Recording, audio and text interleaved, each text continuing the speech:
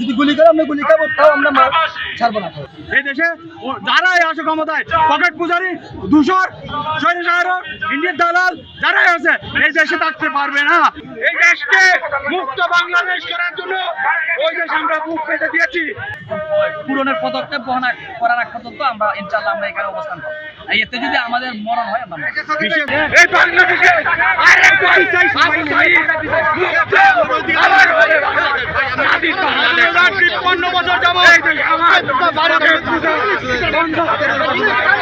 আপনারা জানেন 24শে জুলাই আন্দোলনের সংযুক্ত আরব আমিরাতে আমরা সেখানে মিছিল করেছিলাম।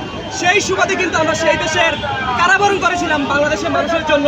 আমাদের ভাইরা যখন এদেশে আন্দোলন করেছিল, আমাদের বাংলাদেশে যখন ইন্টারনেট বন্ধ করে দিয়ে আমাদের ভাইদের উপরে গুলি চালিয়েছিল, তখন আমরা সেখানে বসে থাকতে পারি নাই। সেই সুবাদে কিন্তু আমরা সেখানে রাস্তায় নেমেছিলাম। আমরা সেখানে আন্দোলন করে জেল কেটে বাংলাদেশে আসছি।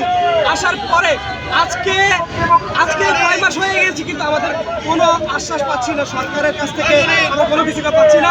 এবং আমাদের মধ্যে আমরা 189 জন দেশে ফিরে এসেছি, এখনো 25 জন আমাদের সাথে, আমাদের সহযোদ্ধারা এখনো সংযুক্ত আরব আমিরাতের জেলে বন্দী আছেন। আমাদের সাথে আজকে আমাদের সেই ভাইদের মা এবং বোন সবাই এসেছে। আমরা চাই আমাদের সেই ভাইগুলোকে মুক্ত করে দেশে আনার জন্য, এবং আমাদের কিছু দাবি আছে সেই দাবিগুলো পূর্ণ করার জন্য। প্রশাসন থেকে বলা হয়েছে আপনারা যে প্রতিনিধিত্ব কয়জনে করছেন, আমরা বলছি প্রতিনিধিত্ব আমার অনেকেই আছে। আমরা যদি প্রধান উপদেষ্টার সাথে আমরা সাক্ষাৎ করি মিনিমাম 7 জনের উপরে, তো উনি বলছেন 7 জনের একটা তালিকা করেন এবং 7 জন আমাদের সাথে কথা বলেন। আমরা কথা বলার জন্য অধীর আগ্রহে আছি। আমরা প্রশাসনের তাকে কথা বলি, প্রশাসন কি সহযোগিতা করে আমাদেরকে আমরা একটু জানি।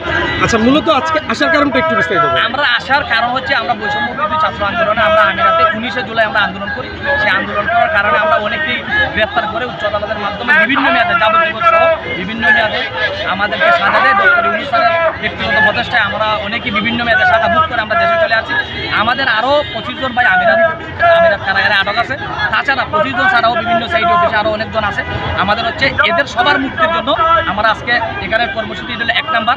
2 নাম্বার হচ্ছে যারা আমরা আমিরাত সহ বিভিন্ন দেশে আমরা জুলাই অভ্যুত্থানে আমরা অবদান রেখে আমরা আন্দোলন করে সব কিছু হারিয়ে দেশে আসছি, তাদেরকে জুলাই ওই প্রবাসী যুদ্ধ হিসেবে স্বীকৃতি দিতে হবে। কারণ জুলাই যুদ্ধের মধ্যে তো আমাদের একটা বড় একটা অবদান, আমাদের ক্ষতিগ্রস্ত হয়েছে কোটি কোটি টাকা আমরা বলছি, আমরা এখন মানবতার জীবনযাপন করছি। 3 নম্বর হচ্ছে আমাদের যৌক্তিক ক্ষতিপূরণ সহ আমাদের পুনর্বাসন করতে হবে।